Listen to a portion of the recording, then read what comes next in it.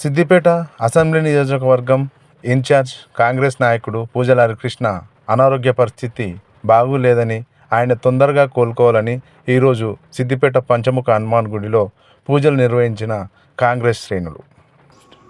గత వారం రోజుల నుండి సిద్దిపేట ఇన్ఛార్జ్ పూజల హరికృష్ణ గారు తన ఆరోగ్యం సహకరించకపోవడం వల్ల క్యాంప్ ఆఫీస్కు పోయినాడు. ఈ కార్యకర్తలకు నిరాశనకు గురవుతున్నారు. మేము కార్యకర్తలను నిర్ణయించుకొని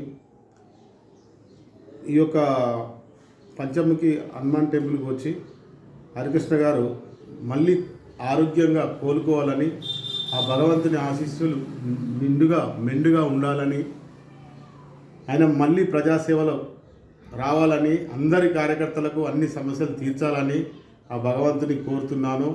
ఆయన ఆరోగ్యంగా బాగుండి అన్ని విధాలా సహకరిస్తూ ఇట్టి కార్యక్రమానికి ఆరోగ్యము త్వరగా కోలుకొని ప్రజాసేవలో మళ్ళీ ఉత్సాహంగా